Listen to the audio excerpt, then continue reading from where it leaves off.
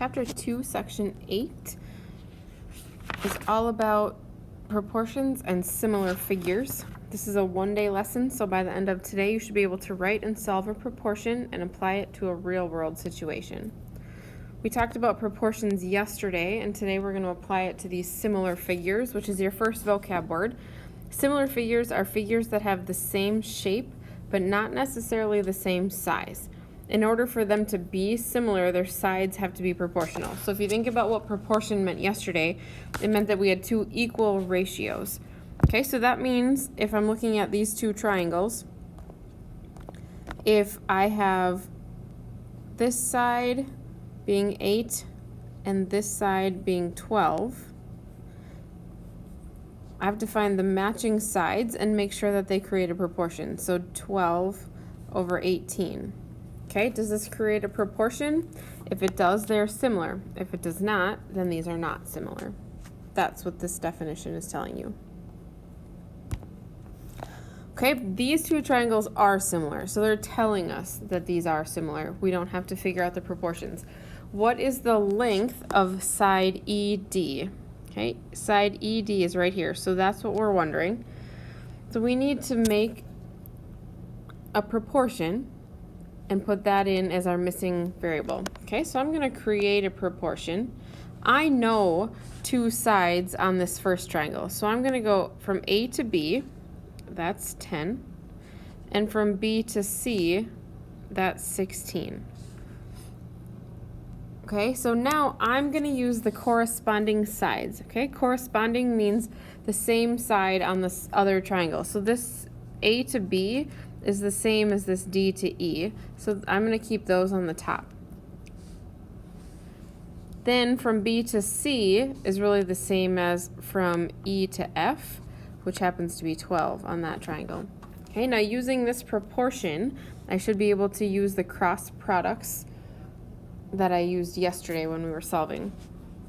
Okay, so if I multiply 10 times 12, I get 120.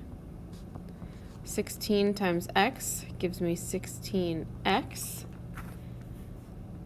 And then I need to divide by 16 to cancel these out, and I find out that x equals 7.5. Okay, so that means from D to E is really 7.5.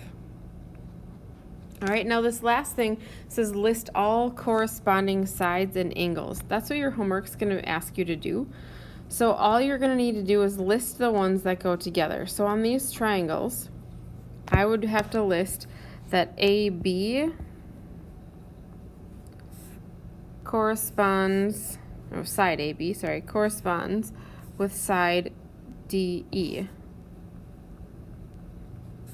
Okay. Also, BC, side BC, corresponds with side EF. All right, one more side, AC corresponds with DF. Okay, those are all the sides. Now, none of the angles are listed here. Well, I guess I could say angle A and angle D. So angle A corresponds with angle D. B and E, so angle B corresponds with angle E. And then C and F, so angle C corresponds with angle F. There's all sides and angles that are corresponding between these two right triangles, and that's what they're asking you to list out at the beginning of your assignment from the book. All right, let's apply this to real life. The sun's rays strike the building and the girl at the same time, forming similar triangles. How tall is the building? Okay, so we know how tall the girl is. Right here, she's 5 feet, and we know how long her shadow is, which is 3 feet. We should be able to use that to figure out how tall this building is if we know that its shadow is 15 feet. Okay, so I usually pick which way I'm going to list these so that I don't get them mixed up, because I have to have like units listed together. So I usually do this. I pick height, and I put it over shadow. Okay, so that means for the girl, I happen to know that her height is 5 feet and her shadow is 3 feet. On the building, I don't know what the height is, but I know that the shadow is 15 feet. Then I can use that to solve and find out how tall the building is. So first thing I'm going to do is 15 times 5, which gives me 75. That has to be equal to 3 times x, because we're using our cross products from yesterday. And then to get x by itself, I'm going to divide by 3, and I'm going to find out that that building is 25 feet tall. Okay, a man who is 6 feet tall, sometimes it helps to draw yourself a picture. So here's our man. He's 6 feet tall and is standing next to a flagpole, which is going to be bigger than him, I would imagine. The shadow of the man is 3.5 feet, and the shadow of the flagpole is 17.5 feet. How tall is the flagpole? Okay, so very similar situation to the last one. We're going to set up a proportion. I'm still going to put height over shadow. So on the man, I know that he's 6 feet tall. His shadow is 3.5 feet wide or long. The flagpole, I don't know the height, but I know that it's 17.5 feet shadow. Okay, and then I'm going to do my cross multiplying. 6 times 17.5 gives me 105. And that has to be equal to 3.5x. So I need to divide 105 by 3.5 to tell me that the flagpole is 30 feet tall.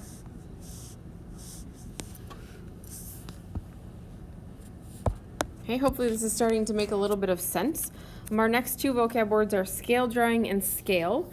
A scale drawing is a drawing that is similar to an actual object or place. So remember, that means that they have the same shape, but not necessarily the same size.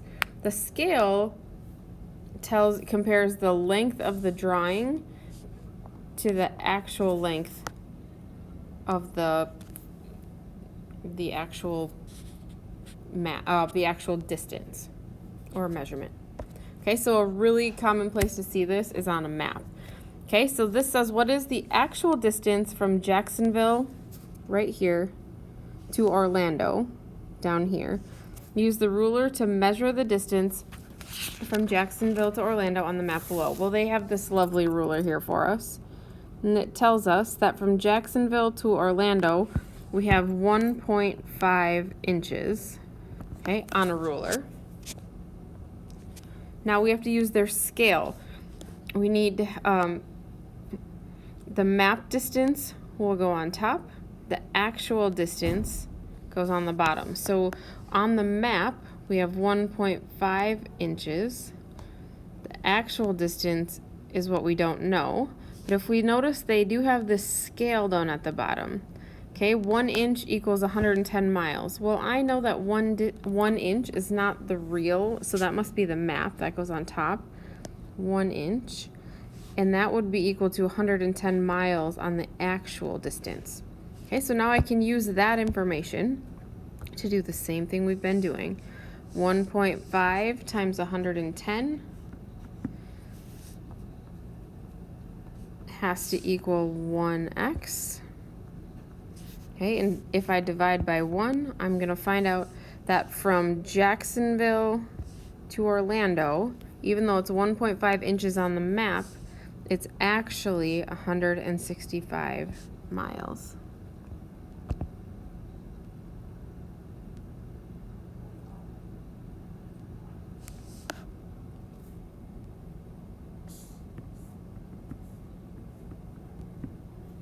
Okay. If you know the actual distance between two cities is 250 miles and that the cities are 2 inches apart on the map, how can you find the scale of the map? All right, so if we look back to the directions here, we need the model or the length of the drawing compared to the actual. So we need to have model over actual. Okay, so we better pick out which is which. Up here, the actual distance is 250. So I'm going to put 250 miles on the bottom. And 2 inches apart on the map. So that must be our model. I want to know what the scale is. So I want to know for every 1 inch on the model or the map, how many miles is that in real life? Okay, this is one that you might be able to just figure out that I can divide by 2. Divide by 2.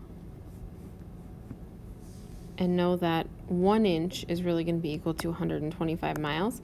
Otherwise, you are welcome to do cross products, just like we've been doing. We would find out that 2x is equal to 250 times 1, in which case we would still be doing 250 divided by 2, and finding out that x is 125 miles. Okay, so here's your chance to try this one on your own. So why don't you pause it here, read the question, try to solve it, and then come on back and see if you got the same answer as me.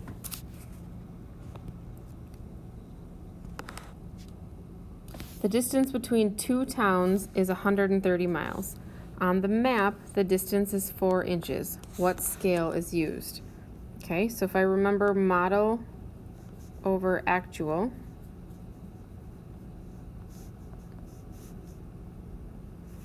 I'm going to have 4 inches over 130 miles.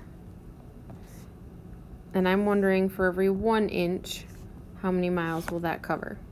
Okay, so I'm going to try it with our cross products. You can do it whichever way you like, but I know that 4 times x is going to have to be equal to 130 times 1, which is just 130.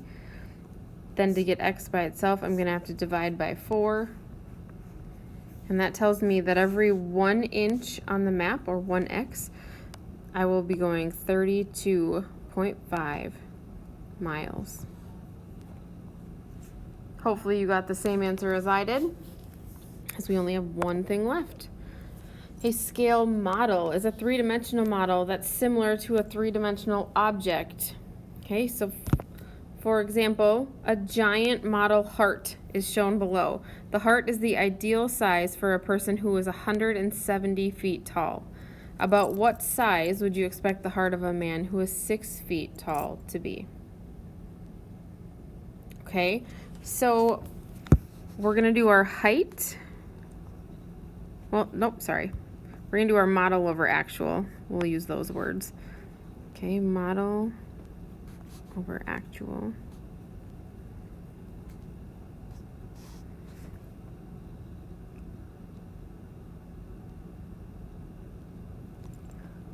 All right, so our model is 14 feet, this model heart. And that would go for an actual 170-foot man. That's what that would be appropriate for. If we have a 6-foot man, actual 6 foot, what would his heart size be? Okay, cross products, 14 times 6 gives me 84, and that has to be equal to 170 times x. Okay, then I need to divide by 170, and 84 divided by 170 gives me about, so I'm going to use this wiggly equal sign, about 0.5 feet. Okay, that makes sense. A heart is not a foot long. Approximately 6 inches is what a 6-foot man could expect his heart to measure.